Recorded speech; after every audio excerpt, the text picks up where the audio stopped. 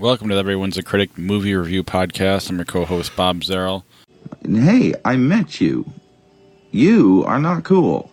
With me, as always, the professional film critic, Sean Patrick. I am the smart. I am the smart.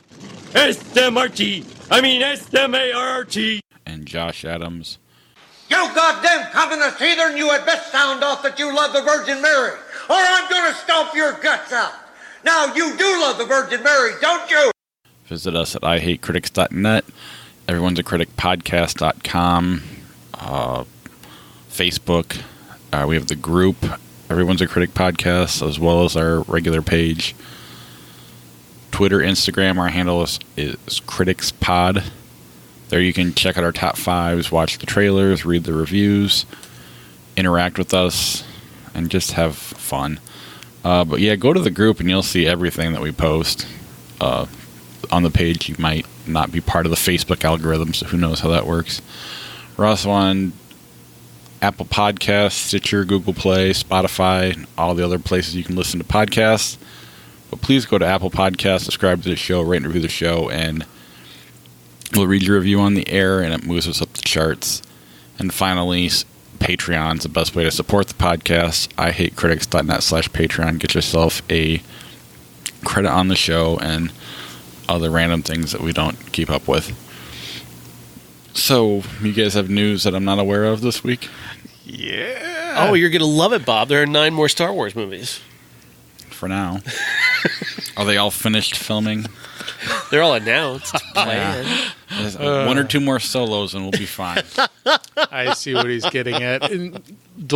Interestingly, the article brought up something quite similar to that, in that if Episode 9, whatever it might be titled, comes out and isn't nearly as successful as they hope it would be, do they go ahead with all of their projects?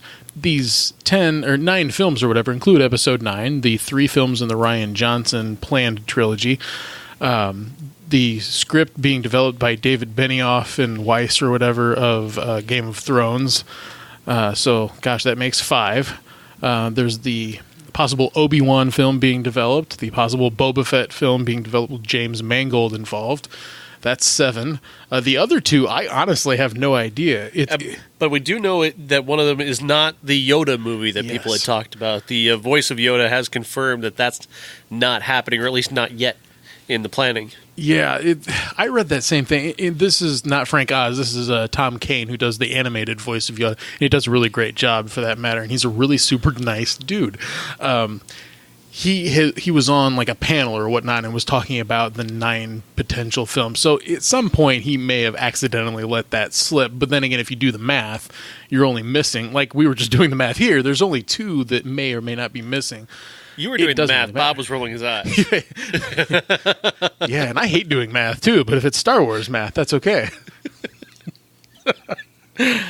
But this is very exciting. And on top of that, there's a story that came out earlier this week that George Lucas, who was on James Cameron's science fiction show or whatever, where people go to talk about how large their head is and how they can't fit it into the door.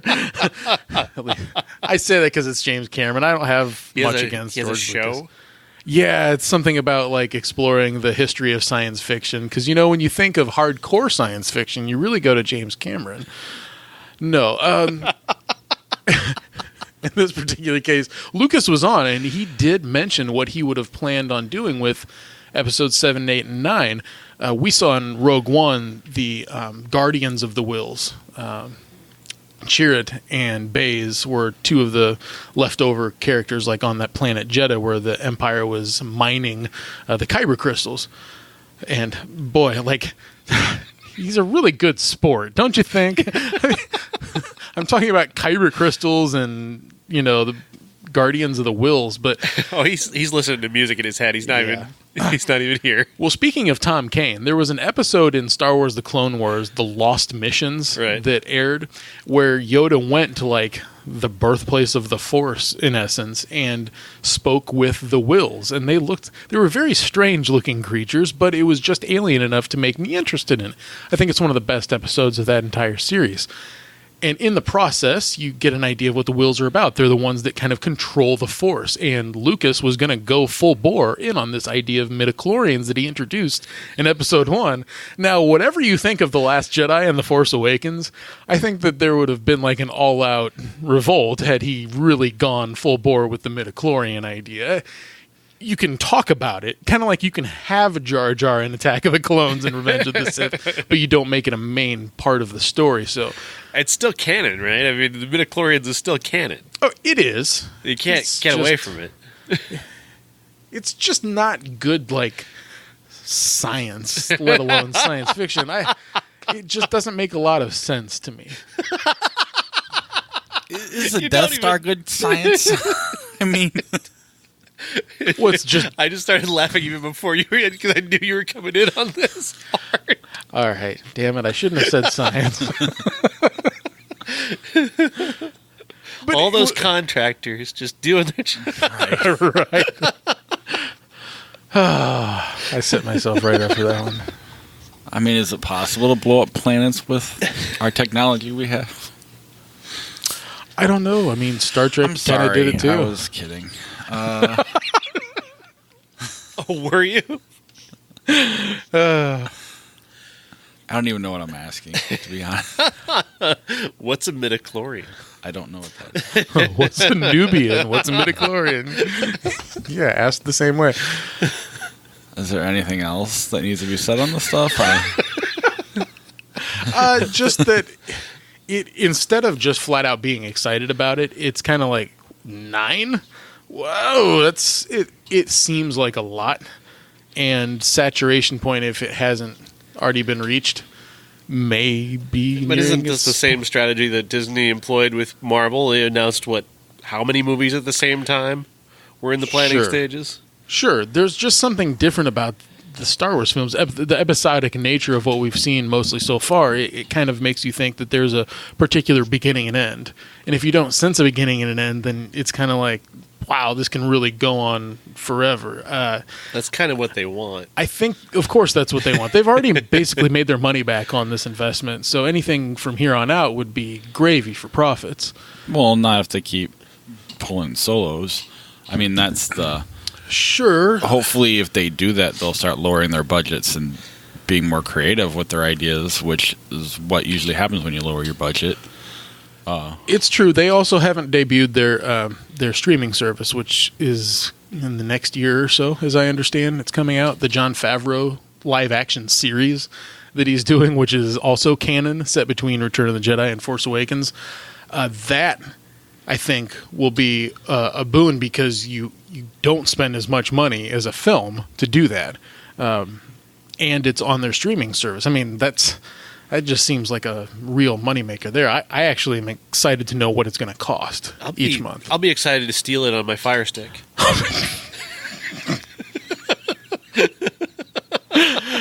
Or your Disney stick. Just kidding. I have no...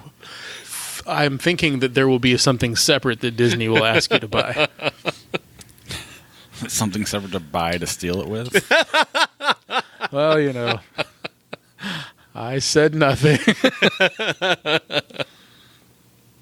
Yeah, that's another conversation of all these streaming sites that are going to be opening up here in the next couple of years. I mean, we've covered that before, talking about how every company is going to have their own, and eventually, like, Netflix is going to just be a new content service as opposed to a borrowed content or purchased content service. But that's why they're out there trying to kill all the TV shows right now rapidly so they can get ahead of the game. Yeah. And then we got a first look at Wonder Woman Part 2. Wonder Woman 84. Yeah. Whatever. Why 84? Because it's cool. No, they did mention that Probably. she was going to be involved in the Cold War. Now, the first thought that it was going to take place in the 60s is clearly passed right on by, and they've gone straight to the 80s. What other superhero films or time travel films in the past 5 years or so have done wrong going back to the 80s, I think that they're going to do better with this. I just have a bit more trust in Patty Jenkins than, say, like Alan Taylor did with Terminator Genesis or X-Men Apocalypse with Bryan Singer. That was just poorly done and poorly envisioned. It was kind of like the product of what the 80s was. And the two pictures that you see released this past week that show Wonder Woman looking at a series of TV screens, it's a very evocative image of what 1984 is, as well as Chris Pine is in one of the pictures. And he's in this like 80s jumpsuit with a fanny pack on, and everything around him is very 1984. As a person that loves nostalgia, if you're listening to the show for the first time, sorry, but if you've listened for a long time, then you know that I admit that I love nostalgic things, and I love 80s stuff. Seeing that just really got me going. I mean, I can't wait to see this movie. But you also hate bringing dead people back. Doesn't make sense. I do. Now, in this particular one, and we had Matthew Holmes, the director, had commented on our post saying that he was also down on the idea of just sacrificing everything that Steve Trevor did in Wonder Woman. Kind of becomes cheap if you just bring him back. But I don't think that there's a way that you bring him back without some sincere explanation of this. Okay, there's no reason to bring Chris Pine or the Steve Trevor character back unless it's something that matters. Is he in the comic books? Does this happen? Good question.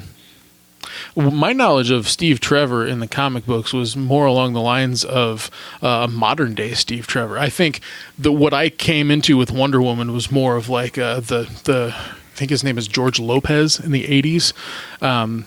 That was my era of Wonder Woman. The very off-colored hair, for example, black hair of Wonder Woman, but with little blue streaks in her. It was a very 80s style of design, and that's my time period with her. Anything before that, or the origins of Steve Trevor, I'm not really sure. Okay. This week in Nerd. That's not the thing to go by anymore. Where did you come down on that debate, though, that Josh was having with Matt Holmes? I don't like that they're bringing it back unless they have. I guess if the comic book, I don't care. I guess is where I really come down on it. But if I had an opinion, it would be more of just leave them dead and bring someone else in. I had a theory, and I'll put it on the show just so that it's out there. When they first talked about Chris Pine being in the DC universe and he had signed on, everyone said that he was the next Hal Jordan, that he was the Green Lantern. And I thought, well, that's actually a great choice. If you're not going to have Ryan Reynolds as Hal Jordan, Chris Pine's perfect. If he's somehow brought back, he's an airline pilot, just like, the character of Hal Jordan was. If they're going to do some sort of new amalgam, and Steve Trevor, he's not around in Justice League and whatnot because he's busy, like, in Sector blah, blah, blah, as Green Lantern, that would then lend credence to what the original casting was about and why somebody ran with that and then why he's in this movie. Maybe that's why we don't know where he's at. It's a stretch, but I like the thought of having it here first. The only reason we don't know where he's at is, spoiler alert, he exploded into a million different places. Yes. We know right where he was in the midst of a gigantic explosion that killed him. There's a lot of work they got to do for me on that one. There's a lot of work they got to do in general to keep the DC universe afloat. I mean, Wonder Woman's the only thing you have working right now. Very true. The first images of Aquaman came out this week too, and people generally the consensus was that it looked very good. And you guys like James Wan? I mean, come on, give him a little credit. That could be a good movie. Right, but my big, like, even with Thor Ragnarok in the Marvel Universe, it's a great movie when you take it out of the universe. When you put it in there, it definitely lessens it as a movie, and there's a universe here. And it's hard for me to just watch them as movies on their own. Wonder Woman, I can kind of do that, but within the universe, it's a mess, and I don't know how you fix it besides blowing it up. I think that's what they want, though. I think they really want standalone films and not necessarily the universe. The Justice League idea didn't work. Okay, so I think what they want, and that's why they haven't announced a whole lot of crap, is standalone films. Aquaman's in December. Wonder Woman's not till the following November. There's not 3 releases in the next year coming out or anything like that, like Marvel does. I think they're really trying to just say, like, all right, let's slow it down a little bit. We blew our load. We'll collect ourselves again until the next time. But use the same people. No, Jeff Johns is no longer in charge of DC. Well, I meant the films. people, the actors, other than Ben Affleck. Fair. Anything else on nerd news before we get to the movies? All right, Incredibles 2. All right, Incredibles 2. Pixar back in the game 15 years later with going back to The Incredibles with Brad Bird. And the story goes that they pick up right where they left off. The Underminer is coming up out of the ground and going into battle, and the Incredibles are tearing up the city with him, and the supers have to go back underground again. Well, not that they weren't underground before, but it doesn't go well for them with the Underminer, and they're not going to get back out of purgatory that they've been in because of the bad press. So this brother and sister duo, voiced by Bob Odenkirk and Catherine Keener, come along with an idea to try and get superheroes back. They want to take one of them, specifically Elastigirl, Holly Hunter, and make her the center of a campaign that's going to show how great superheroes are and how much they help people. Meanwhile, that leaves Bob, Mr. Incredible, back home to take care of the kids, which is really the one part of this movie that kind of works for me is the Jack stuff. And I'm going to be in the grave minority of critics here who just didn't really love this movie. I don't think it's bad, because Pixar can't do bad, but I didn't enjoy this. I didn't laugh as much. The stuff I laughed at was just the Jack stuff. The raccoon sequence is one of the best sequences that Pixar has done, and it's the biggest laugh in the movie, but it's almost, for me, the only laughs in the movie come in that moment. I wasn't buying into the bigger themes of gender roles and Bob learning to become a stay-at-home father and Elastigirl learning to be away from the kids. That's presented, but it's not commented upon. There's no depth to it. I was really troubled by the whole Ayn Rand thing they keep bringing up about superheroes, about trying to hold back people who are special. And that's more of the first film. It still comes up here. The first film doesn't. And I watched them back to back in a theatrical double feature. So I was kind of stuck on that original, listening to that stuff that it was just irritating to me. That, like, are you sneaking right-wing themes into a Pixar movie? Like, that just bothers me. It nagged at me. But a number of little things kind of nagged at me. The Underminer bit at the start of Incredibles 2 bothers me. And the fact that never comes up again in the rest of the movie. It does not come up. He's just gone.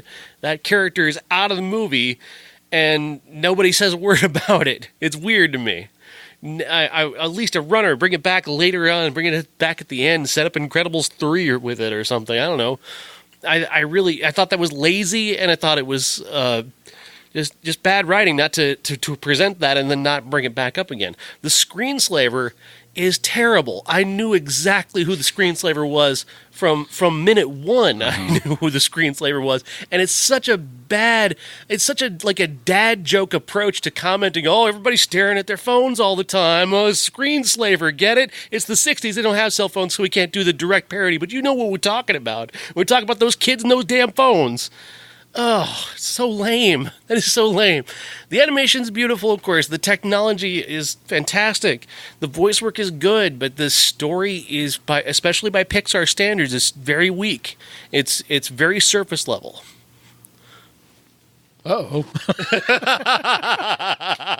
I love this because I honestly wasn't expecting that. And well, I think everything that you're saying is right, and it's sometimes, like we say in the show, what you're saying is right, but I don't care. And that's the case with The Incredibles 2. I thought that it was magnificent.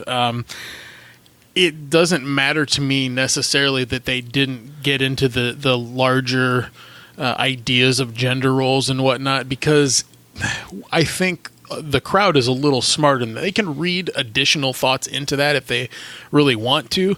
But Bob and Helen don't really have that serious antagonism between the two of them. It's more played at. You know that they have that deep love for each other, so you can't really make a statement with those two, and it's more made along the fact that we kind of you saw who the screenslaver was. I didn't, because I'm an idiot. I don't know. This happens all the time, but I thought that it was a male character, and that perhaps the females would align and bring down the male character. And I think the movie is smart in misleading me and my son. So that's the age group that they fooled, was the 11 going on 39-year-old demographic.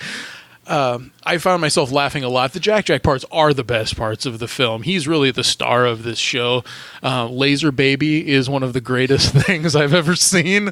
It reminds me of an SNL skit from a number of years back with Andy Samberg, and Laser Cats did the same thing, and they had Sigourney Weaver on doing that. So I really dug that. I just found myself enjoying the whole thing. There isn't a part that I said we could have cut that out. And about the screenslaver, it's not so much the character being brand new or whatnot, but there's a part when, towards the beginning of the film, Elastigirl is going after the screenslaver and ends up in this Kevin Spacey from Seven looking like apartment, and it's very dark, and the only noise that you hear is the over-the-air signal of the screenslaver talking about what's wrong with this situation. And there was something genuinely creepy about that. Like, it didn't seem like this was part of an animated film anymore, that all of a sudden she was in real danger here. And with the lack of music going on, I was really buying into that particular scene, and then being surprised like she was. There were notices outside of the theater that if you had a problem with flashing lights, then you might not consider seeing this film. I did have to kind of look away a little bit because it was starting to affect me. I thought that was just neat how they did that. Now, they don't really get into that the rest of the film. There isn't that kind of seriousness level, but I liked that in that little spot, I was thinking this villain is catching me. It definitely pulling me into the seriousness level. I think for me, though, before I let you get in on this, Bob. I don't matter. It's okay.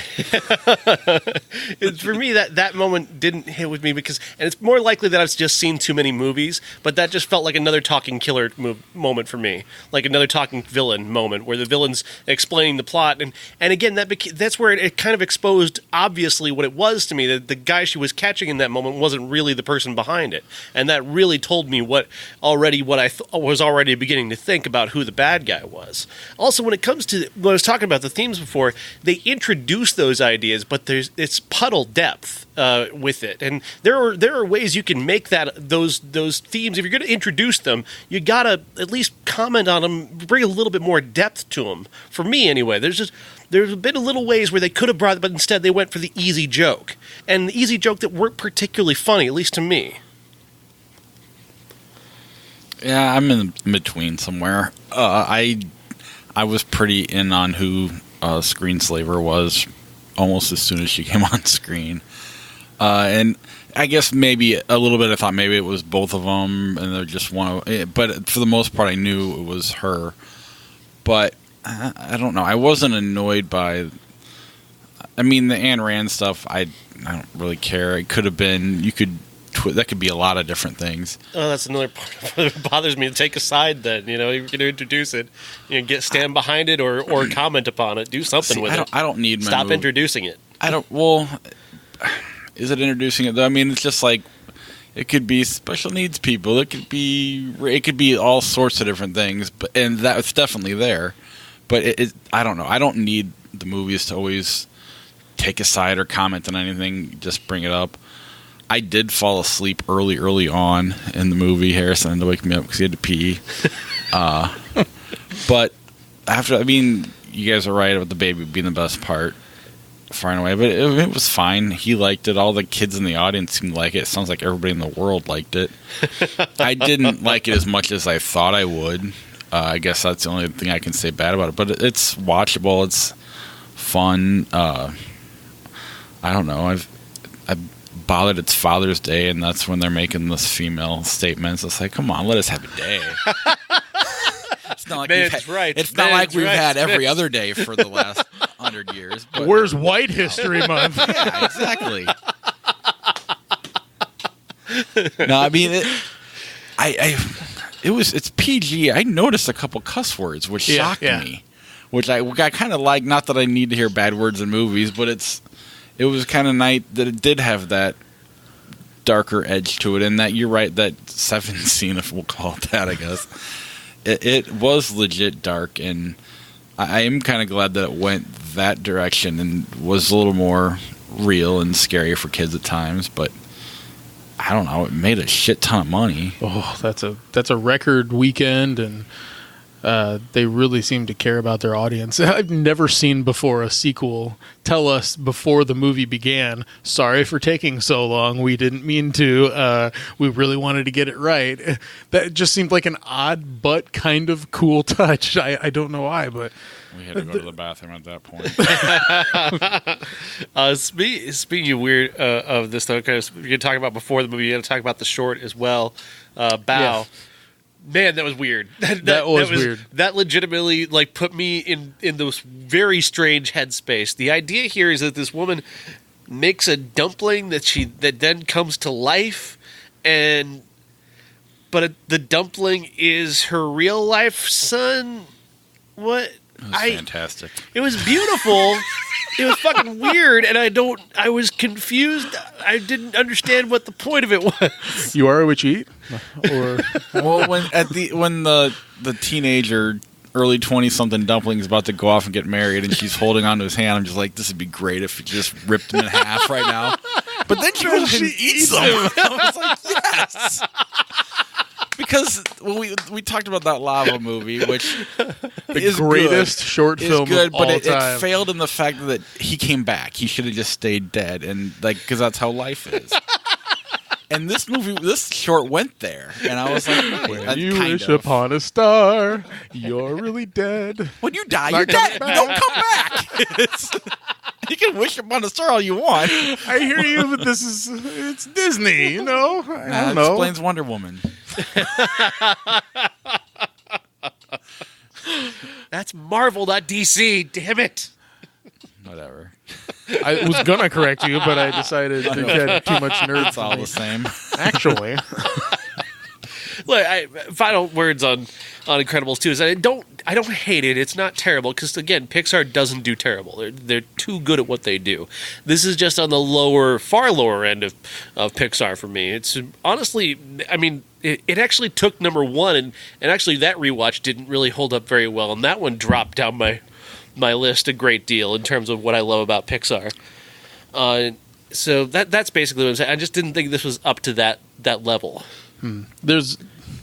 I don't know. The Incredibles established this whole idea of superheroes in an animated form that it opened this whole new world. Like, I really, really badly wanted an Incredibles sequel. And they started doing sequels outside of Toy Story 2, and I said, You understand that, like, your number one movie for a sequel is Incredibles, right? And they just kept not making it, and I couldn't understand why, because it was just so damn enjoyable for me. The introduction of all of these different personalities and their different powers and their costumes and everything like that. I'm like Edna. I just love that kind of stuff. And a lot of these characters aren't really fleshed out, per se, but it was so cool to see a number of other superheroes enter the fray here, especially the Crusher. That was a perfect, like, Arnold amalgam there. I loved that. Yeah, to me it's, and I like them, but I put them in the Cars level. That's where I put this movie, kind of. Incredibles 2, not necessarily Incredibles, but it's a fun, watchable movie. And for what you like, if you're into cars, that'd be the kind of thing that would make Cars work. And I'm not into really either one. But they both play on a watchable level that are perfect for kids. I'm sorry. This is the final word I'll say on it. He's gonna contradict what I just said. No. You'll enjoy this. Speaking of dashing dreams, my son is like, "Oh, I'm sure in another 14 years they'll give us Incredibles 3." And I said, "No, Craig T. Nelson's going to be dead." Good. Wow. And he said, "Oh." I said, he's like as old as Harrison Ford, dude. In 14 years, he's going to be gone. He can't do Bob Parr anymore. And he just, like, there was silence from the back seat. So I'm teaching him a little reality, So, you know? enjoy those last 14 years, Craig T. Nelson. Well, that's a good life. That's a good run. Dying at 88. Josh has decided you've died at 88. Craig T. Nelson, dead at 88. There were a couple... Man, I said that was going to be the last word. No, go for it. This is more interesting than the top 5.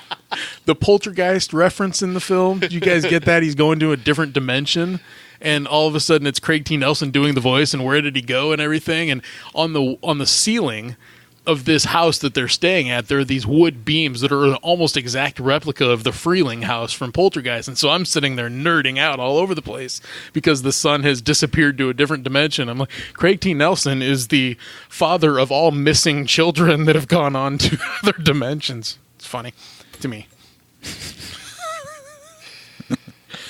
Craig T. Nelson's a football coach, and that's all he'll ever be.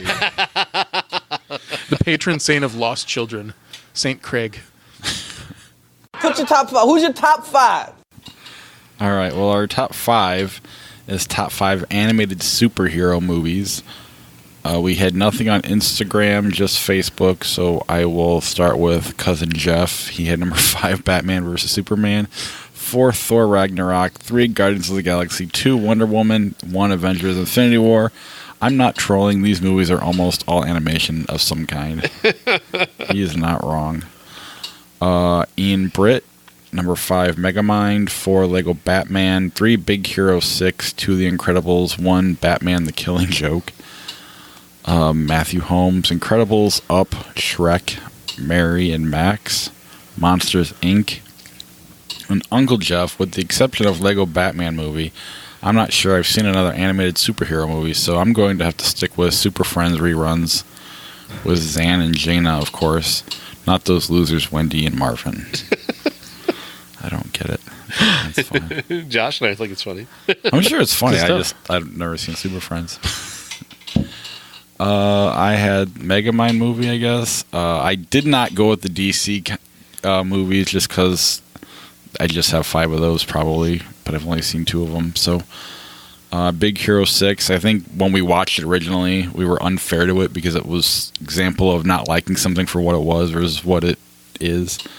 But once my son's kind of came around on it, he really loves the movie, and it's better than I remember it being when we saw it the first time. The Lego movie, The Incredibles, and the number 1, Lego Batman. Josh, do I have to read yours? If you don't mind. Sorry in advance. That's fine. Number 5, the Lego Batman movie. 4, Justice League Flashpoint. 3, Batman The Dark Knight Returns. 2, Batman Mask of the Phantasm. 1, The Incredibles. We'll kick out everything and have The Incredibles 2 be number 2, so whatever's number 5 gets the boot. My number 5 was Mask of the Phantasm, then Megamind, then Big Hero 6, which is not a movie I love, but I don't really love any of these movies so much. But except, of course, for Lego movie because it has Batman, and then Lego Batman, which, of course, is about Batman. I'm so glad you said Mask of the Phantasm. That makes me so happy. Good. The animated series gets its way my onto the favorite podcast. thing, but I mean, Did that go in the theater? it was on direct to video, but yeah. I've never seen it. I don't know. Good question. I can't remember that. 1993 is when it was released, but I had a bunch of honorable mentions too, and some of those ones that are derivative of the animated series are great. Like Batman and Robin, the movie that we saw that sucks so bad. 2 months later, they release an animated film with Mr. Freeze in it, and it's like 3 times the movie. It's just insane that they didn't use that story. There are not a lot of animated superhero movies specifically that went through the theaters. So. Right. No, I mean, I liked Year One. I liked The Killing Joke. I think The Dark Knight Returns was better than any Batman movie ever made, probably. But I don't know. I just wanted to try to be different because I knew everybody else would go that route. Tag. Yes. This is a lot of fun. This is Ed Helms and John Hamm, Jeremy Renner, Hannibal Buress, and Jake Johnson as lifelong friends who've been playing a nearly 30 plus year game of tag since they were kids. Every May, the entire month long, they're running around tagging each other, except for, of course, Jeremy Renner's character, Jerry, who spent the last 30 years never having been tagged, because he's the best at the game, mostly because he's the one who's actually willing to be really violent about it.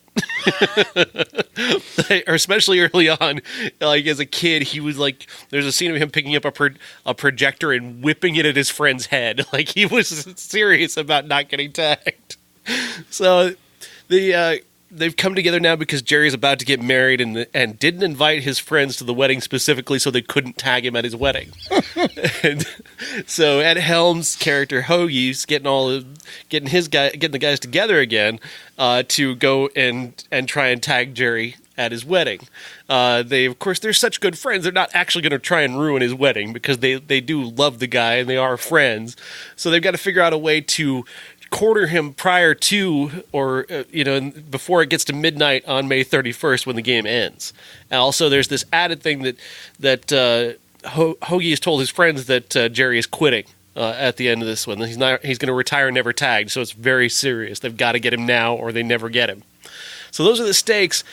Then there's just these brilliantly funny set pieces throughout where they're just coming up with bizarre ways of tagging each other. The opening bit is Ed Helms getting a job at John Hamm's business. John Hamm's the CEO of a company, and he takes a job as a janitor just so he can put on a fake mustache and a wig and try and sneak in and tag him while he's doing an interview with a reporter for the Wall Street Journal.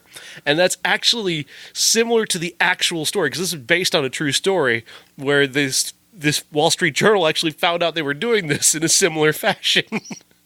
Because these guys have been doing this for a very long time in real life. They've been playing this month-long game of tag with each other, and they were wearing elaborate costumes and coming up with elaborate ways of cornering their friends in public places during the month of May. And it's such a fun idea, and this movie really captures the fun of it. It goes to far more extremes. This is much bloodier than I'm sure the real guys are, but it's still the similar level of fun. It's not like deathly violence, but there's a little bit of bloody violence in this that just like Jerry is very extreme. He comes up with traps and snares and like chloroforms a guy. He's really serious about not getting tagged. He said threw a projector at him. Yeah. That'll do it. So are there like no tag backs? Like, right? Yeah, rules? You tag. Once you've passed off the tag, they can't tag you immediately. They have to go tag one of the other guys. So they can't tag you standing right there. You've got to go run around and tag the other guy. There's also other elaborate rules, like you can punch somebody in the ass, but not in the asshole, specifically. Why would you want to? Dominance. That's really there's no winner in the game. There's only one loser, and that guy's made fun of constantly for the entire year until the next year's game when he's the one who's left, again. who's it at the end of the. Yeah, he is then the loser. There's no winners, just one loser who gets made fun of for the entire year. And is Ed Helms usually the loser? He has been, but he and Jake Johnson and Hannibal Buress, they all kind of share that because Jerry's the best at it. But the whole thing actually really has this core theme about friendship and staying young and staying in each other's lives, and that's really what the game is them staying in touch with each other. And Jerry coming to learn a lesson about how he's been running away so much to the point where he didn't invite the people who were closest in his life to be his in his wedding, his groomsmen, because he didn't want them to tag him during his wedding. Like, he has to learn that lesson throughout, but of course he's also got these elaborate plots and plans. Some are just truly hysterical, the levels that the Jeremy Renner character goes to. And Renner plays it well, because he plays it kind of like a superhero of tag. And this kind of outsized version of this really great-looking guy who's also really great and athletic, and his friends who are good, but not nearly him. That's really fun, the way he plays with that. So it's like the opposite of Hawkeye.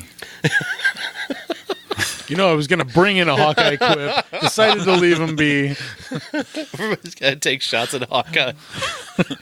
This is like Hawkeye if he were the leader of a group of Avengers who were not superheroes. West Coast Avengers. He would be so much better than them. But it's really more like Captain America. And he's playing Captain America, not Hawkeye.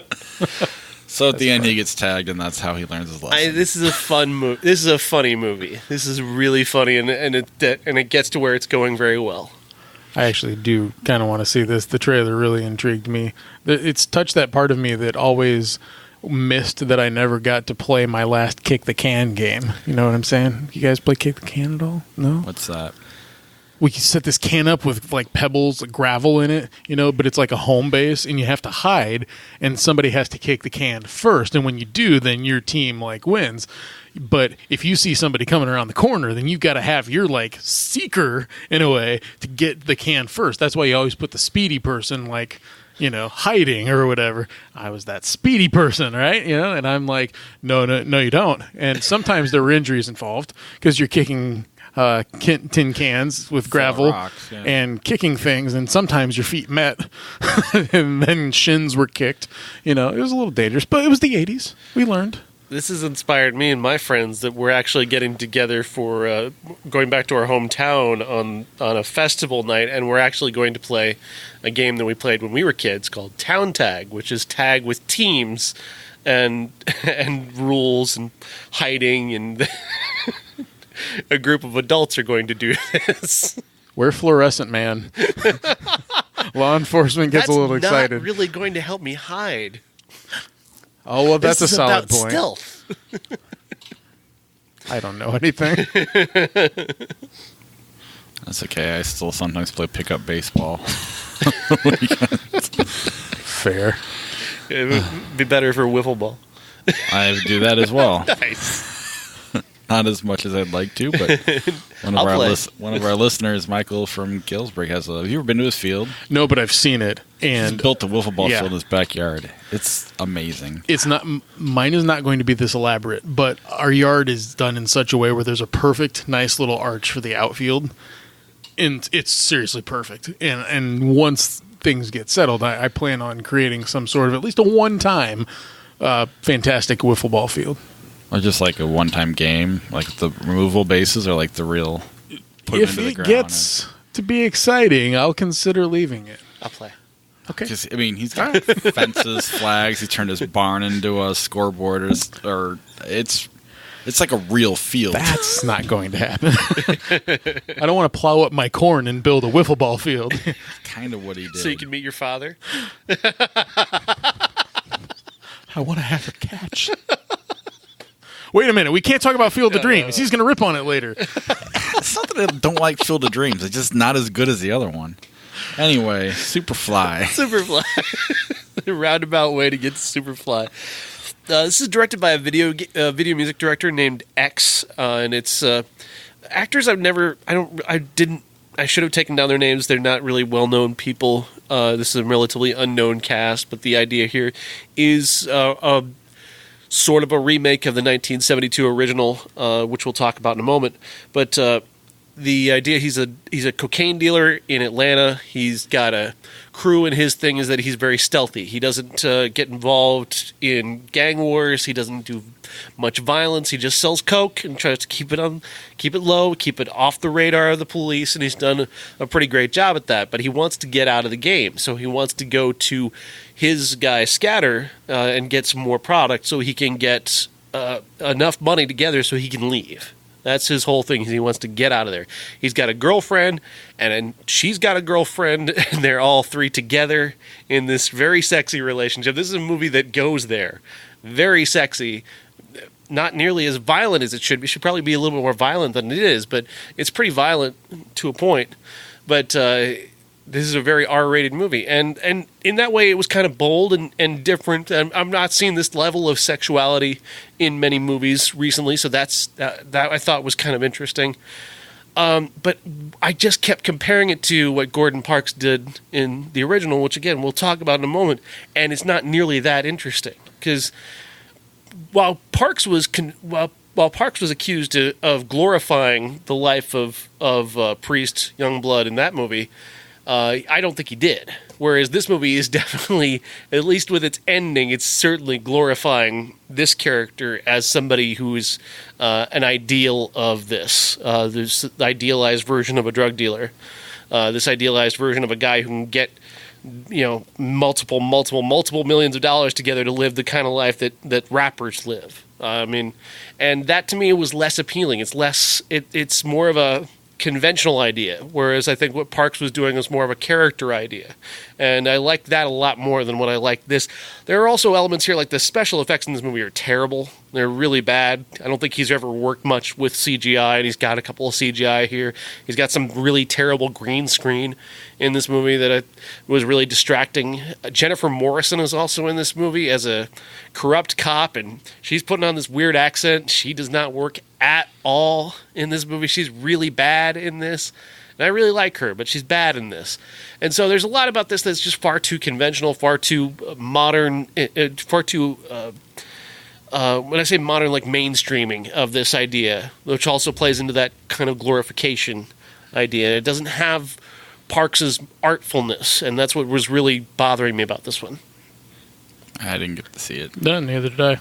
Ladies and gentlemen, this is the main event for the linear, legitimate, and universally recognized Undisputed Classic. But our Undisputed Classic is the original Superfly, 1972. Yes, and this one stars Ron O'Neal and is directed by Gordon Parks, who I've been talking about a little bit.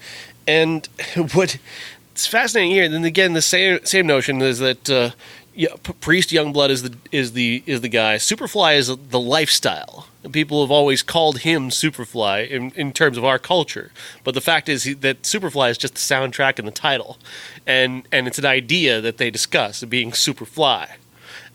So it's interesting. For years, I thought that was the character name. Like most people thought that was the character name. Then you watch the movie, and it's like, that is just an idea. And that's one of the many really interesting ideas in this movie, that Parks is creating a character piece, and he's also capturing the zeitgeist of New York. And yes, it is New York drug dealers, but New York drug dealers were setting a style example that would go on to influence style for the next 20 years.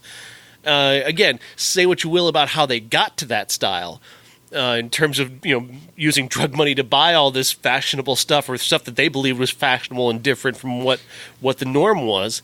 That created a style aesthetic that remained, that influenced fashion designers, that influenced popular culture. Rappers took that into the mainstream and throughout the 80s. And Parks captured that in 1972. And did it brilliantly, the idea of Superfly as a fashion. But then you have this really brilliant character piece going on as well that's exceptionally well-directed, greatly paced.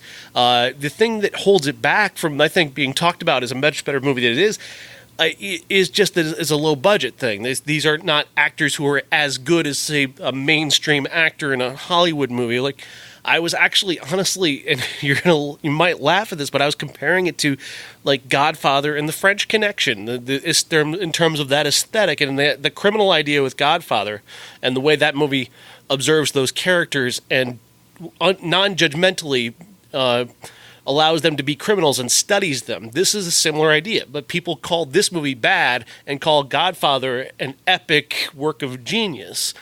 But it's the same notion. Here's a criminal who's just being observed for his lifestyle. And French Connection has that gritty New York aesthetic, and I thought Gordon Parks captured that just as well as Friedkin did, with the gritty New York aesthetic. And so that's why I don't think Superfly gets the credit that it deserves, simply because there are elements of it that are so low budget that it holds back the quality a little bit.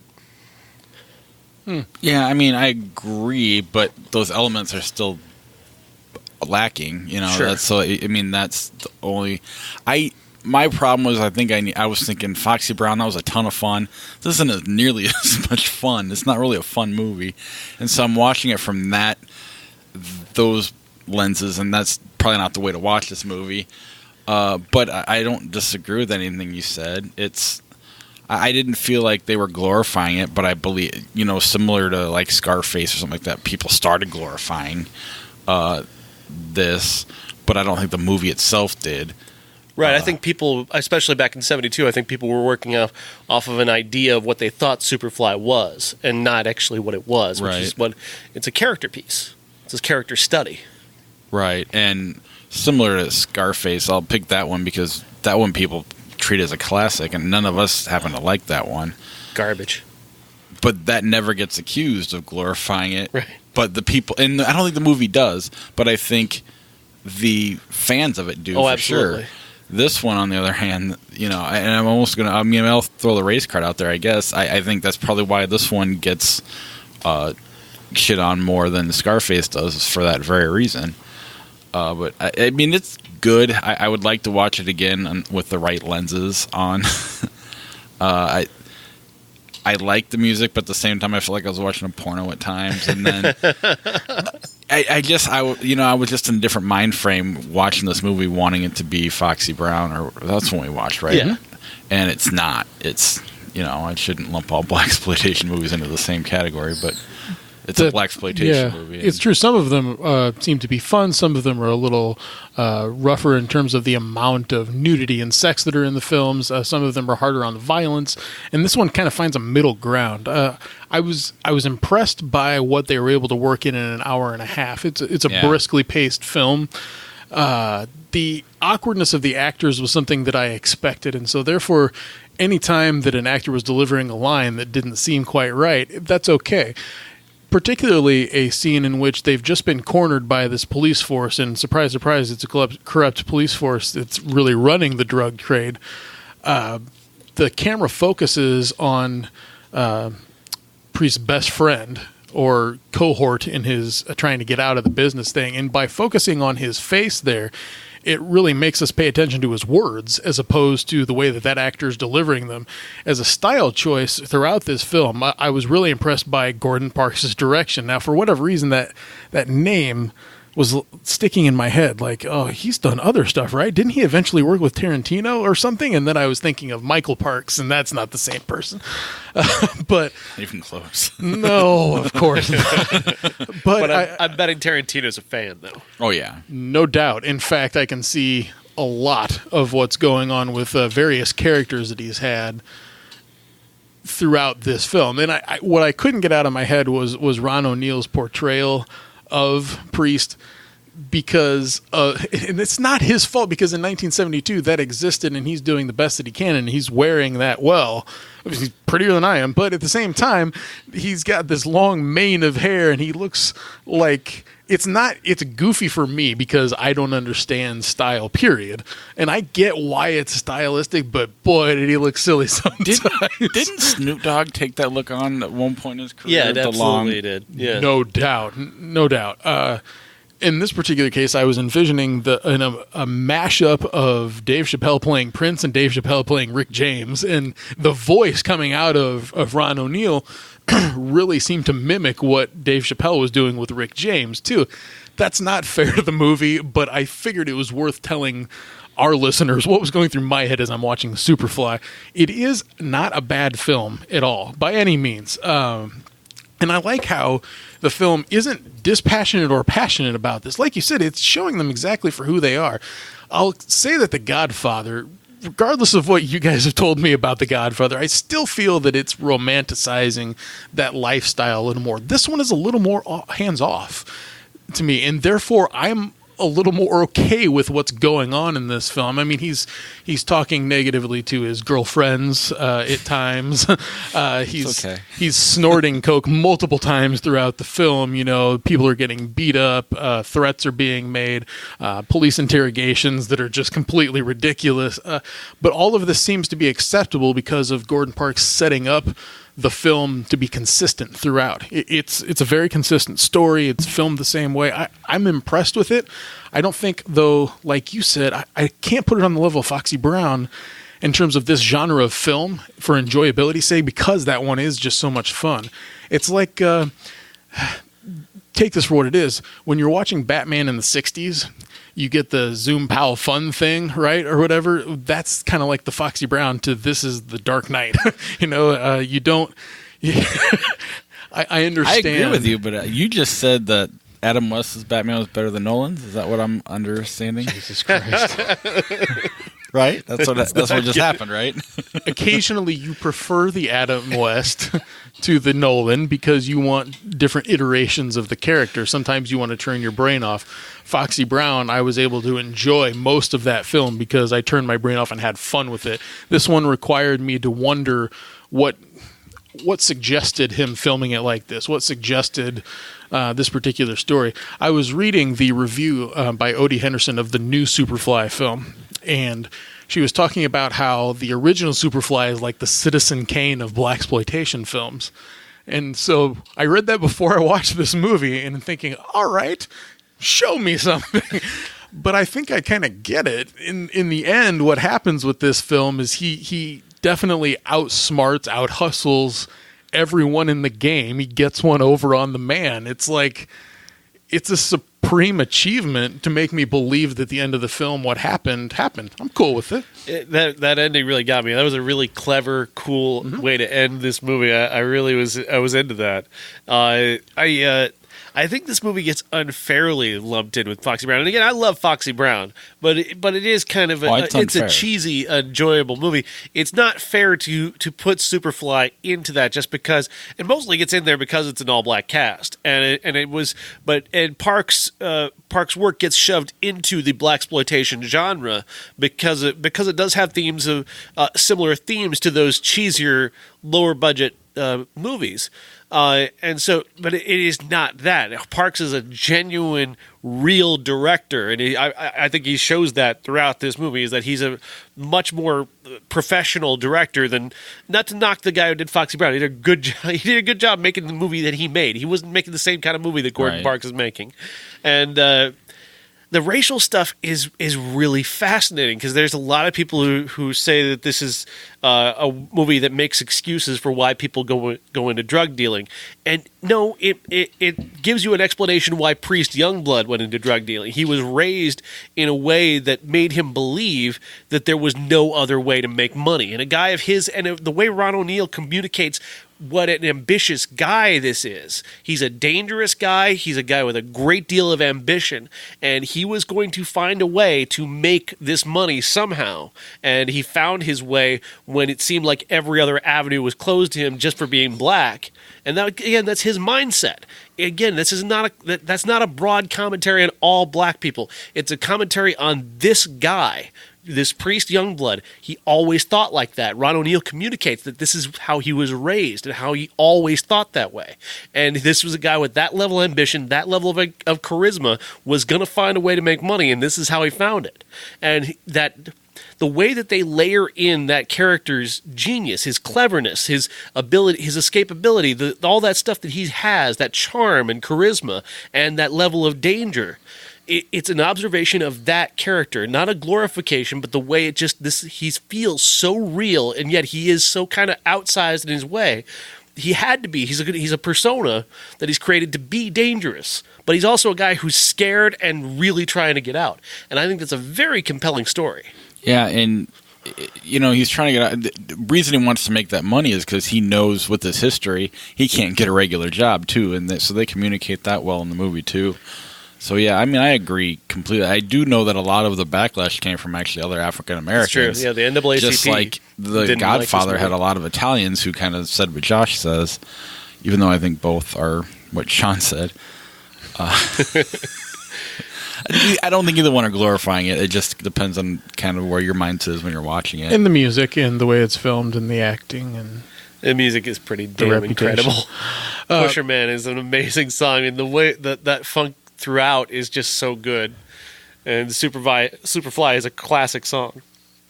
All this time, I had not heard Curtis Mayfield's Superfly soundtrack, and is a big fan of Marvin Gaye's Trouble Man soundtrack. I'm leaning more towards Trouble Man, but it's definitely up there now. I can imagine creating a really great 70s R&B playlist. I found it a little distracting, but again, I was in a different mindset, and I don't think it's totally unfair that it gets lumped in, because I mean the name is Superfly, and the music is definitely, lends itself to something Foxy Brown would be as well. But the movie itself should not be. Even the IMDb summary, which is what the filmmakers and eventually the caretakers of the film have stated, a blaxploitation film. I mean, that's what the IMDb summary states right away. It's funny that we watched 2 movies this weekend that have bathtub lovemaking scenes. And you would have thought that one of them would be like the ultimate. No, Superfly has quite an incredible bathtub lovemaking scene where they really get the camera all up in there. And I'm not talking about gratuitous nudity here, but alluding to what's going on in the bubbles and the lighting and everything like that. Boy, it's really sexy. I'm impressed with that. Josh likes the bathtubs. Just one last thought on this. Is that what I realized watching this movie is what a genuine landmark this is, and how influential it was, and how I didn't realize just how deeply influential it was. The soundtrack was, of course, became iconic. But it was the fashion too, as well, and the style is iconic and influential, and that was really. I wish I would have touched upon this movie earlier. Number 18 in 1988. Squeezed and pulled and hurt my neck in 1988. Squeezed and pulled and hurt your neck in 1988. 1988. 4 films released this week. The first one I'll talk about is Waxwork. I didn't get to it. It was the only one that I didn't or have not seen before. But, boy, it seems like an interesting film, actually, from a horror perspective. It didn't crack $1 million at the box office, but I had heard of it before, and I remember this video cover. Please tell me that either one of you have seen it. I've never seen it. Oh. I saw the Paris Hilton remake, I think. No, that was House of Wax. Okay. Is it the same thing? No. Okay. I don't think so. You actually saw that? Of course I did. Why? Because it was in theaters. No, it wasn't. Yes, it was. Holy shit. They put that out in theaters. I remember that. I didn't see it, but I mean, I remember seeing the posters and whatnot. It's but okay. She melts. It's all right. Well, they melt her face. But still. So. I think, God, Waxwork has people that you know involved with the project. I just can't remember their names right now. I want to say like Robert Prosky or he was in Grand Outdoors. So I don't know any of these names. I can read them for you. Sure. Zach Galligan. Yeah, Zach Galligan. Deborah Gremlins. Foreman and David Warner. David Warner is a Star Trek regular. Regular people like me who do not know these people. Titanic. He's Billy Zane's henchman. He was the Who's Ben Billy Mendelsohn Zane? of his time. Okay, that's funny. Because you're right. Like, that really is true. Okay, also, Red Heat. Okay, I love Walter Hill, mostly, except for the shitty Sigourney Weaver, Michelle Rodriguez movie. Great. That was terrible. The Assignment is so bad. Not from my angle. So to speak. Okay, so Walter Hill is a guy that I have a bit of a thing for, except Red Heat. I should have loved this movie when I saw it because of the Arnold 80s Walter Hill angle. But then you throw in Jim Belushi. Man, the depths of my hate for this guy, no bounds. It's like pouring hemlock in my eyes, okay? When he comes on screen, he's not funny. He can't act. He has no charisma or chemistry with anyone that he's on screen with, be it a child, a dog, a fellow actor, whatever the case may be. He has nothing, and I don't understand why he's so popular. Because I can't. You know what his last name is? That's the running theory, and I didn't want to just say that. That's too easy. But beyond that, what does he do for anyone? Especially in Red Heat, okay? He is at his worst in this movie as the prototypical, cigarette-smoking, beer-chugging Chicago cop that's, a little off-kilter and he can get away with anything at work. He doesn't pull that off, okay, at all. The funny thing is that's kind of him, too. Okay, so he's really good at playing himself. But no, he's bad at it. You just said. I mean, this was not true. Other than the cop part. He can't even play a lousy Chicago cop well. That should be in his wheelhouse. Anyways, Arnold is actually playing the straight man here, as a Russian secret agent or whatnot, or a cop from Russia. He's not bad in it, but in this film should be one of those things that I remember at least as a cheesy, affectionate type of film, and instead I just hated it because of Jim Belushi's involvement. He literally destroys this movie for me. Yeah, it's certainly lesser Schwarzenegger, which is a low bar to begin with, but yeah. Yeah, I was never a big Schwarzenegger guy to begin with, and I don't understand. Like, I don't have any opinion on Jim Belushi. I just don't care. He's just kind of a guy that exists in this world, so. And gets to be on the ice with trophies. But when I see him, it doesn't. I don't like get mad or anything like that. I just like, okay, I might change the channel. That's kind of about it. But I mean, I your level of hatred definitely exists among other people with Jim Belushi. It was pointed out, and I'm like, wait, is he really that bad? And then I watched Red Heat and remembered Curly Sue and his dog movie that he's in, you know? Canine.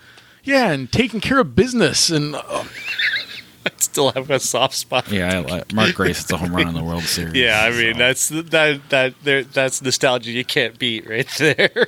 Jim Belushi didn't hit a home run in the World Series. Anyways.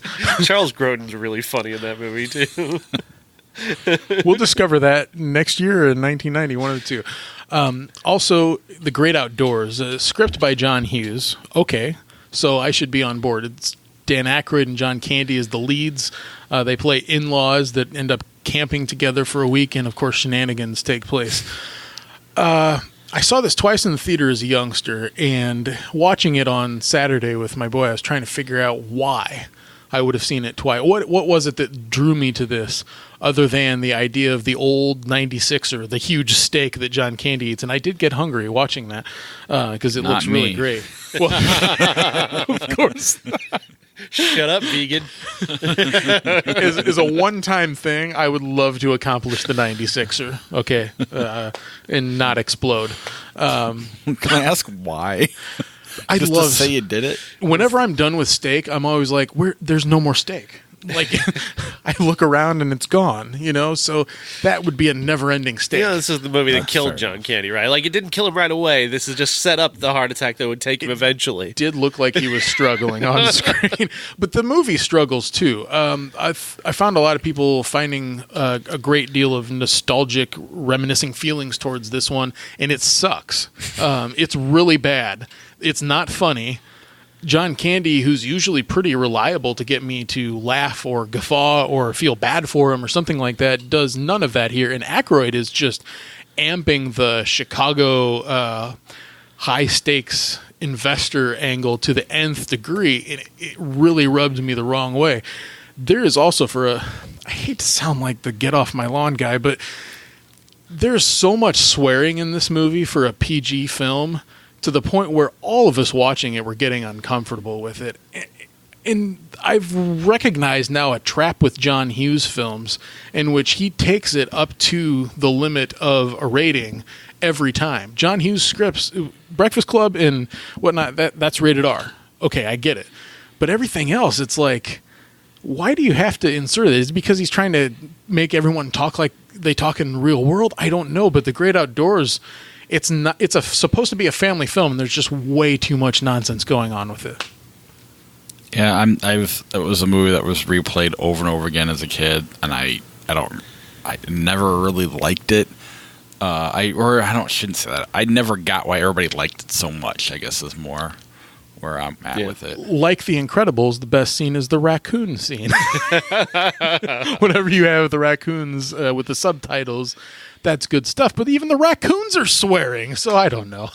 The best film from 1988 is Bull Durham turning 30. We covered this as a classic, I think late in 2015 or early in 2016, one of the two. And boy, being able to watch it with somebody that knows some baseball and really was appreciating it, it was her first time watching it, made me kind of disengage from the expectation level a little bit. You know, you really want someone to love something that you love too. And I was able to experience this film at its full strength for the first time. Bull Durham is amazing. There's nothing bad about this movie to me. Every line almost is quotable. Every baseball scene is almost perfect. I can even believe Tim Robbins as Nuke Lelouch doing his whole wind-up thing because it was the 80s, and there were people like that in the 80s. Yes. There were wackos that somehow got professional contracts in the 80s. Well, dating all the way back to Mark Fidrich. Yeah.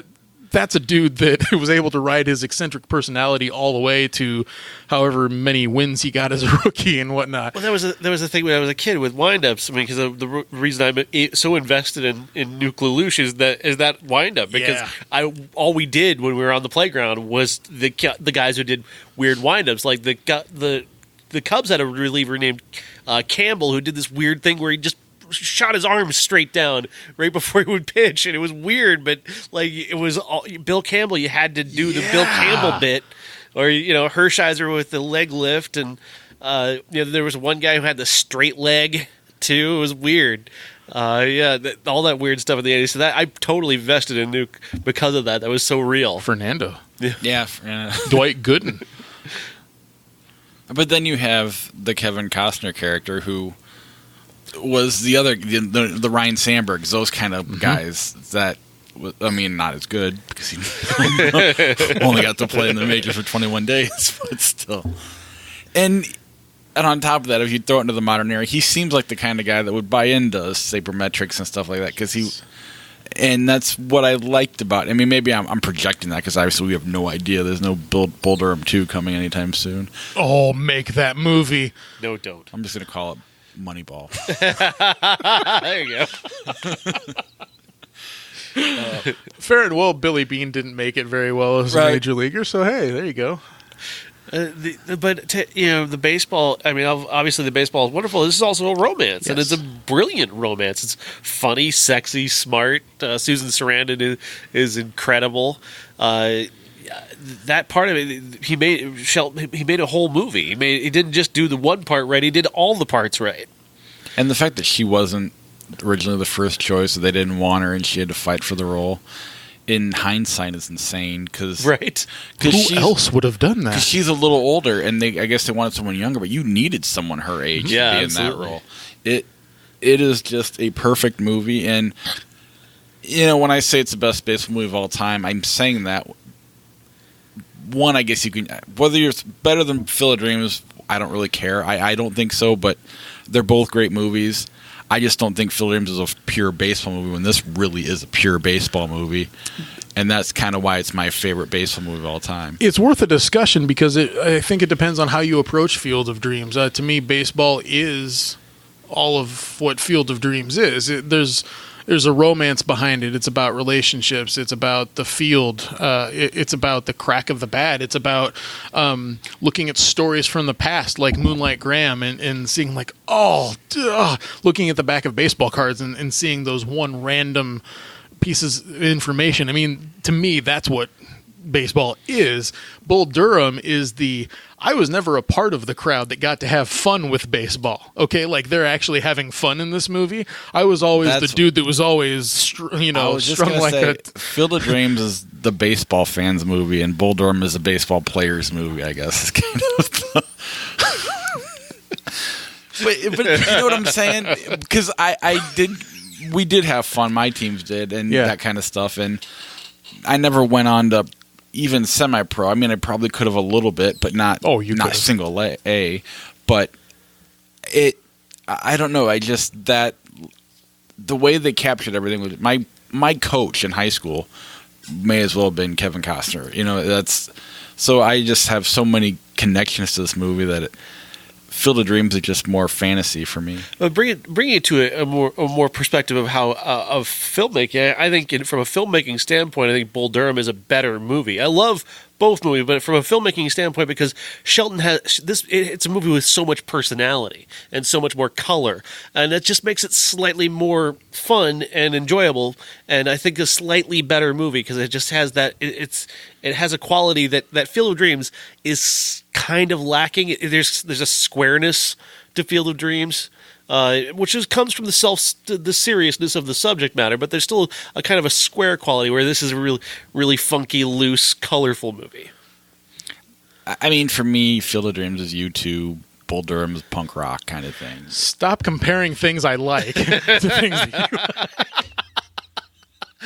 This is a baseball player. This is a baseball fan. I mean, the fans that couldn't play, That's not what I mean. The only reason I said that was because my first thought, that was what I always had gone with. And when I found out that you like it, so it's not like I'm insulting you. But when I found out that you like Field of Dreams way more, a lot more, a little bit more, whatever it is, and then I don't know. I was going to do it with Hereditary, and then you didn't like that enough, and I was like, God damn it! Now I have to back off my insults to the people who don't like it. And then I've always used that Bull Durham reference, and then all of a sudden here you are defending Field of Dreams over it. I'm like, we've played together, and I don't want to say it, but then he kind of let it. He gave me the opening, saying he never had the fun with it like they did. Yeah, I was wound like a ball. I mean, that tightly playing the game. I didn't love it until I stopped.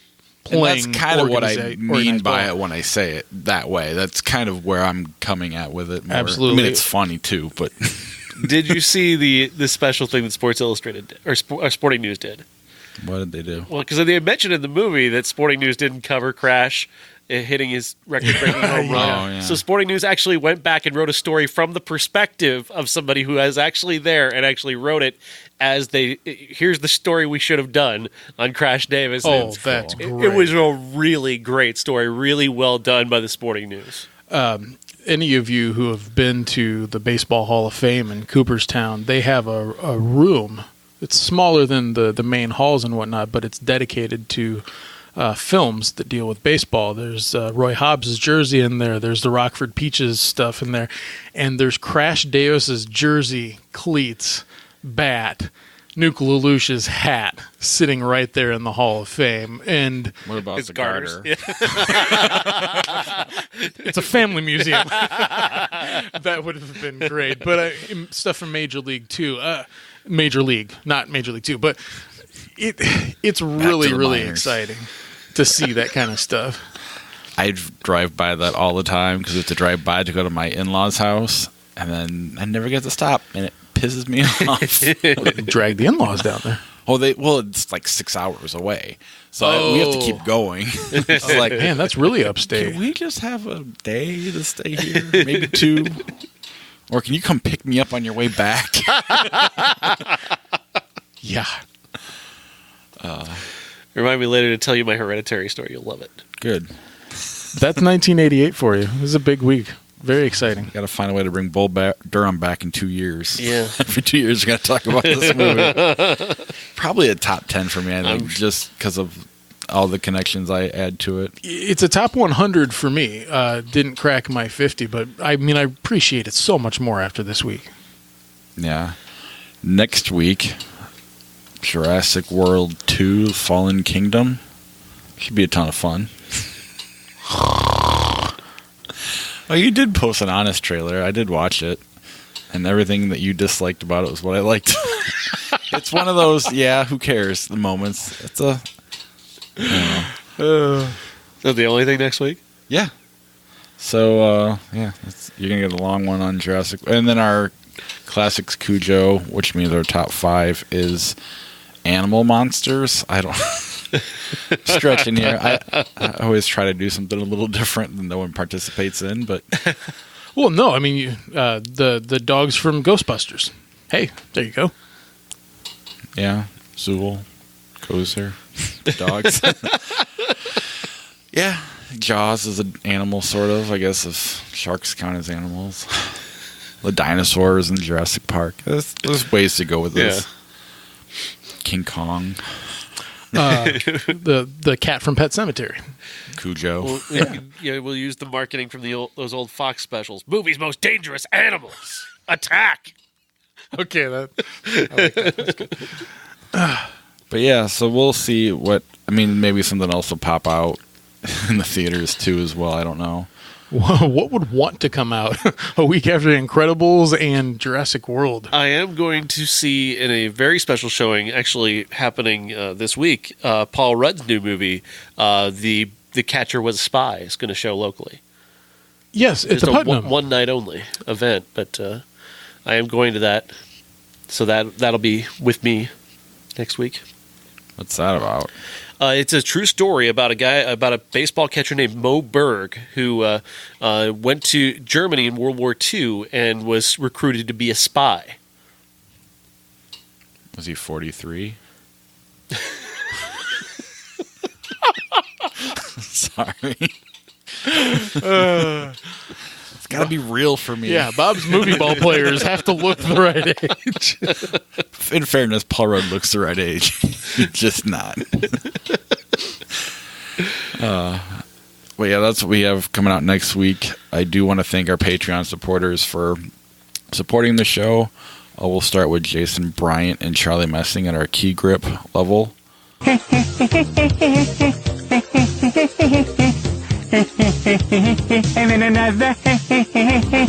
Our character actors, Josh and Christina. I think this is the beginning of a beautiful friendship. Our special effect level, Corey. May the Force be with you. Our associate producer, Jason from New Mexico. Everybody has to eat shaving cream once in a while. And our movie stars, Dave Severs and Uncle Jeff. I want the truth! You can't handle the truth! If you want to be a Patreon supporter, go to ihatecritics.net/Patreon. Get a credit on the show. If you want to change your sound clips, let me know. We can do that as well. Just hit me up on Facebook at our Everyone's a Critic podcast Facebook page. Like us there. Twitter, follow us. Instagram, follow us. Go to Apple Podcasts, subscribe to the show, rate and review the show. And we'll read your review on the air. Otherwise, we'll see you next week.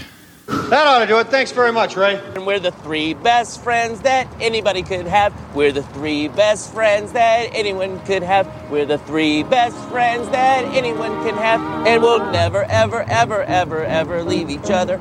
We're the best three friends that anybody can have. I mean the three best friends that anybody can have. That's right, the three best friends. Let me tell you guys the Hereditary story. Yes. Okay. So I'm at the movie theater, and I'm seeing something else, and I'm talking to the managers at the theater, and this guy comes up, and he's very upset, and he says that the movie Hereditary is the worst movie that he's ever seen, and that it shouldn't be in the theater, and that he would like to know who he could contact to ask them to remove it from the theater. He wants them to take, because he didn't like it. He would like to contact someone and say, "Hey, this movie's really bad. You need to remove it from the theater." Makes me wonder, did he not like it because the devil was involved? I don't know. And thus, was he a really big fan of Passion of the Christ? I don't know. Well, in fairness, the devil was involved there as well. But not portrayed in a glorifying sense. They weren't glorifying him. They were just telling his story, and then you get to choose whether you want to glorify him or not. This one man is now on a crusade to remove Hereditary from theaters. He didn't say why he just said it was bad. He said it was a bad movie, and it's so bad it shouldn't be in theaters. It's definitely an uncomfortable movie. But that's what I liked about it. I'm surprised he lasted that long. I mean, if he watched the whole movie. Wow. I mean, he watched the whole thing. I don't know. How old of a man are we talking? We're talking about a guy he had to be in his 50s. Did you ask him what his favorite movie was? No. Birth of a Nation. I was going to say Con Air. Whoops. Scream 2 or Goodfellas? Goodfellas. Yeah. The Wedding Singer or Singing in the Rain? Singing in the Rain. Singing in the Rain. Whiplash or American Gangster? Whiplash. I've not seen American Gangster, That's but Whiplash would for sure win. Adaptation or Apocalypto? Adaptation.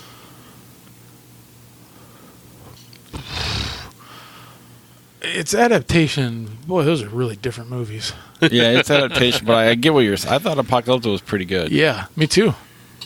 Dr. Strangelove or Breathless? 1960. I've never seen that. Oh, wow. I love Breathless.